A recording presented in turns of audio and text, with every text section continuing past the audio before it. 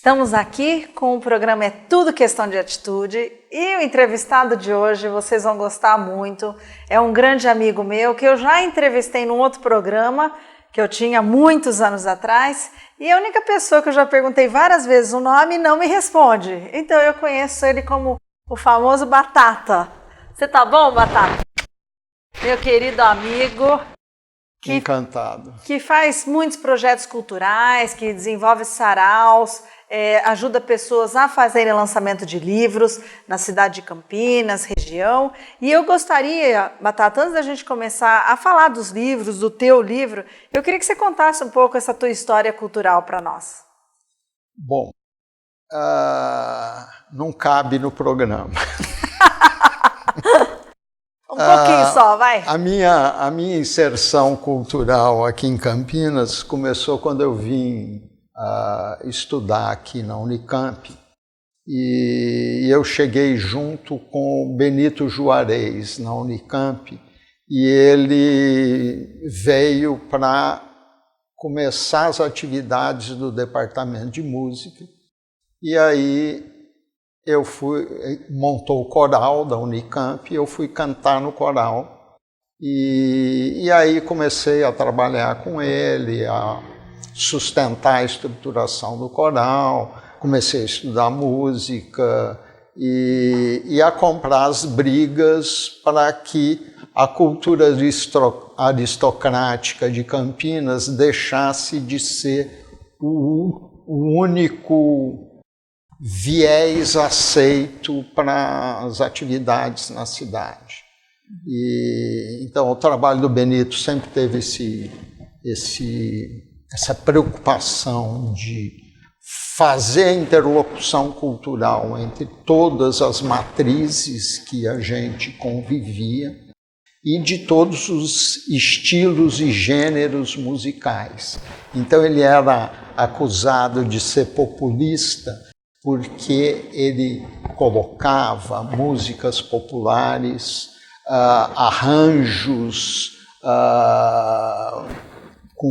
sem o caráter erudito e a música contemporânea que tinha um bloqueio em todo o processo de divulgação musical no país. Era ditadura militar durante anos de chumbo e aí você chegar na cadeia pública com o coral na semana do Natal e falar nós viemos aqui cantar para os presos, era um problema grave de segurança pública, sabe? E aí era uma ação que deixava marcas tanto no sistema carcerário, quanto para os presos, quanto para os cantores que chegavam lá para essa ousadia de encarar uma galera toda pendurada pelas grades para o pátio e o coral no pátio da cadeia cantando. Quer dizer, e uma atitude tão bonita, né, Batata? Isso, tão interessante. Isso. Quer dizer, então, essa prática que era um reviver do mote da semana de 22, que é vamos ser antropófagos, vamos devorar tudo que nos colocam à disposição e fazer com que isso seja o motor da nossa produção. Uma produção que não siga modelos, mas que incorpore a diversidade cultural que nos oferecia. Mário de Andrade, Oswald de Andrade e toda a geração modernista praticou isso nesse país e nos anos 70 isso foi retomado aqui em Campinas pelo coral da Unicamp, depois pela Sinfônica, pelas práticas culturais estudantis das quais eu participei ao longo dos anos 70. Você sabe que você estava falando do Benito Juarez, né? Eu sempre te achei parecido com alguém de cabelo solto. Agora eu lembrei, é o próprio Benito Juarez, igualzinho. Não, ele era baixinho, moreno, invocado, muito mais invocado do que eu. E Batata, eu lembro que eu conheci o teu trabalho, a forma como você trabalha na Secretaria de Cultura, na época que eu trabalhava no Padre Haroldo, e tinha uma casa do Padre Haroldo que ficava embaixo do viaduto Laurão, que chamava Casa Guadalupana. Eu lembro que o sonho do Padre Haroldo, do Padre Haroldo na época era tirar os meninos que ficavam ali pedindo esmola no farol. No final, hoje, se você passa embaixo do viaduto Laurão, tem umas pedras para ninguém sentar por ali, né? Então, eu falo que os sonhos do Padre Haroldo, ele fez até onde ele conseguiu, né? Ele faz até onde ele consegue, mas realmente é difícil mudar a cultura, né? Batata, de querer ajudar o próximo, né? Isso. Ou isso que você falou de você ir cantar no presídio, né? Imagina, em 1900 e quanto isso aconteceu? Isso. Era... Qualquer atividade cultural inclusiva bate com as nossas tradições de uma região que se organizou a partir da escravatura. Quer dizer, o fosso social permanece com a exclusão das matrizes culturais que não são reconhecidas pela civilização europeia, tá? E civilização aí muito entre aspas, porque nenhum processo civilizatório poderia se ancorar no que estruturou a escravidão aqui nessa região. Então, assim, desde 2002, eu fui concursado na prefeitura em 98 e na administração, na época, não tinha interesse em incorporar as pessoas aprovadas no concurso. E em 2002 eu fui chamado, eu já achava que aquilo tinha... Não ia mais dar certo. Não, que já tinha perdido a validade do concurso. E aí teve uma reestruturação da Secretaria de Cultura e eles chamaram os concursados e eu fui contratado. E a partir daí comecei a atuar com essa perspectiva de acompanhar as produções culturais que não aparecem no sistema midiático e que existem e atuam de maneira afluente pelos cantos da cidade e começar a trazer para o proscênio essas manifestações ou dar sustentação às iniciativas que essas manifestações tinham de vir para o proscênio. Então, a rearticulação do carnaval na cidade entre 2001 e 2006 foi parte desse processo. A lavagem da escadaria foi parte desse processo. A gente ia para trabalhar, para fazer com que as manifestações ocorressem de maneira tranquila. As paradas gays da cidade são outro campo de manifestações que era tratado de maneira com bloqueios, todos os bloqueios possíveis, e que até 2012, 2013 isso teve alguma tranquilidade, e agora, de novo, com a cruzada moralizante e excludente, nós estamos enfrentando a criminalização desse tipo de manifestação, com polícia militar vindo e qualquer atitude tomando uma postura agressiva e contundente contra a manifestação do pessoal LGBT da cidade. E você sabe, Batata, você começou esse argumento, essa fala, dizendo que existe realmente na cidade muita gente fazendo livro, escrevendo livro e fazendo lançamento, e que não está nas mídias, não está nos grandes programas, né? Não está muitas vezes em redes sociais. E eu que estou muito ligada à escrita de livro, à produção literária, eu concordo com você. Tem muita coisa boa sendo feita. O Batata estava me falando agora de uns livros poéticos que ele ajudou a elaborar, que ele ajudou na produção. Até queria que você falasse um pouco disso para a gente. Como que funciona isso, Batata, hoje? Então, nos anos 2006, 2007, a gente começou uma prática cultural dentro das escolas, que era numa integração entre Secretaria de Cultura e Secretaria da Educação, que não existe mais em Campinas. A gente começou uma prática que era um projeto de incentivo à leitura. E aí a gente começou a perceber que existia uma produção literária feita por adolescentes, por professores e por adultos que participavam do processo pedagógico, e que essas atividades de incentivo à leitura viraram um espaço onde essa produção apareceu. Numa dessas atividades, na escola Raul Pila, esta senhora, Marlene Maria Gomes, apresentou uns poemas dela.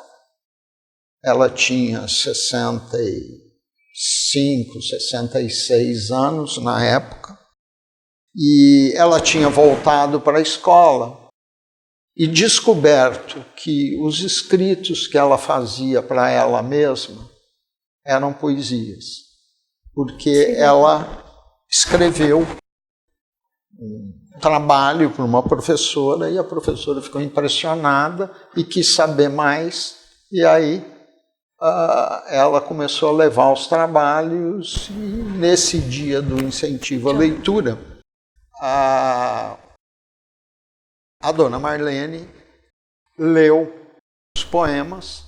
Aí quando a gente foi fazer, a atividade foi na educação de jovens e adultos, quando a gente voltou na escola para fazer atividade com os adolescentes, ela foi ler os poemas para a geração dos netos dela.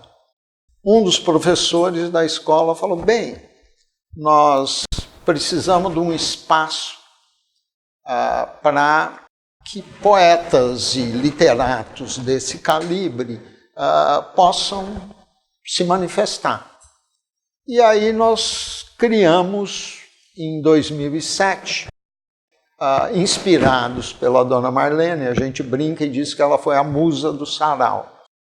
E a gente criou as cirandas literárias na Biblioteca Pública Municipal Ernesto Zinck, e que há quase 12 anos mantém saraus mensais todo último sábado do mês. E lá na biblioteca? Na biblioteca municipal, atrás da prefeitura. E então nós estamos no 117º sarau, acho, para esse mês, que vai ser no último sábado, e é feita uma divulgação. E o desdobramento desse sarau foi que escritores da cidade afluíram, grupos organizados afluíram para o sarau, e o sarau virou um espaço aberto de troca daquilo que se produzia, daquilo que se lia, dos trabalhos que atores e aficionados declamavam. E então virou uma verdadeira ciranda literária, e a partir daí a produção desses autores afluiu e ganhou volume, e eles começaram a publicar, alguns por conta própria, outros com editoras se prontificando, dado a visibilidade do trabalho. E no caso da dona Marlene, a gente, no 10º aniversário do sarau, a gente homenageou a musa do sarau. Olha que interessante. A dona Marlene é a musa do sarau, né? Um projeto que existe já há 12 anos ali na Biblioteca Municipal de Campinas. E eu vou para um rápido apoio cultural e volto. Vou ler para você uma poesia muito bonita da Marlene que eu acabei de ler. Eu te espero, hein? Daqui a pouquinho a gente volta. Até lá.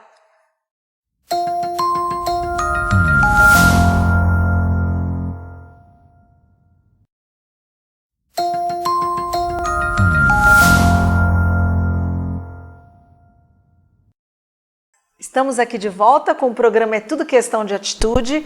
E se você puder refletir sobre alguma atitude sua que pode ser positiva depois desse programa que eu estou fazendo com Batata, eu te diria que é realmente pensar na possibilidade de você participar dos saraus que o Batata aqui nos convida. Olha que bacana, ele diz que os desdobramentos desses encontros que acontecem todo último sábado na cidade de Campinas, na Biblioteca Municipal atrás da Prefeitura, foi a de vários autores, vários escritores lançarem seus próprios livros. Olha que bacana. E aquelas pessoas que geralmente não estão na TV, não estão em mídias sociais, mas que têm muito conteúdo.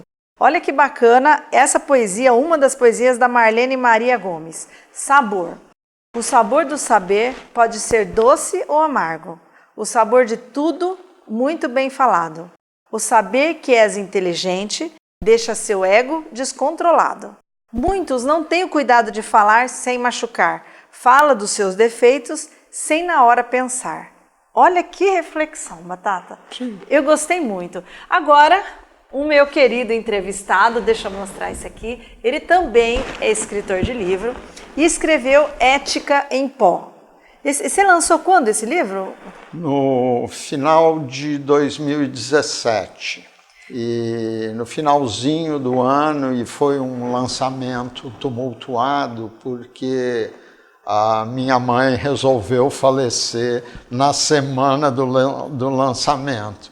E Nossa. Aí eu tive que ficar por conta Mas foi um sucesso, né? Das turbulências do processo da morte. É. E aí, enfim, o livro está aí disponível, e a editora Átomo que editou, e ele está circulando. E ele... É uma coletânea, porque eu estou vendo que alguns se inscreveu em 2000, Isso. 2002. Como que foi tua inspiração para esse aqui, Batata? Eu escrevo desde os anos 70, e como a dona Marlene, eu achava que eram trabalhos mais pessoais. E aí os amigos começaram eu comecei a pôr em num ou em outro lugar, e os amigos começaram a dizer, pô, tem que publicar. Nos anos 80, eu iniciei um processo de edição de um livro, mas que acabou não dando certo, e por conta das dificuldades da época do processo editorial. Quer dizer, quando você ia fazer um livro, você tinha que pôr 1.000, 1.500, não valia a pena você armar uma gráfica com toda a produção de matrizes para fazer uma tiragem pequena. Hoje, com os sistemas eletrônicos, é muito mais fácil.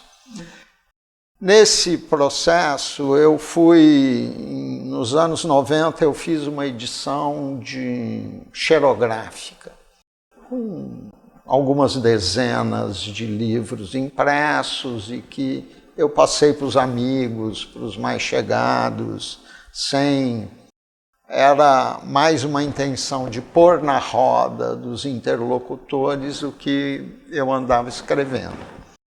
E mantive a produção e fiz uma outra tentativa no começo dos anos 2000, mas não levei adiante. E essa daí, quando eu comecei a editar os trabalhos dos poetas do sarau, os amigos e os familiares começaram, e o seu? Quando é que vai sair? Quando é que vai fazer, sair? né? E aí eu coloquei isso na pauta e pus para circular. E Ética em Pó? Por que você decidiu um título como esse? Bom, deixa eu ler uma resposta escrita aqui. A questão da ética tem um caráter importante na nossa sociedade. Quer dizer,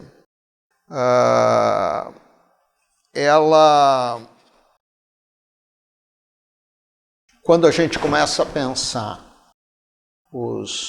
na sociedade democrática, os procedimentos disponíveis para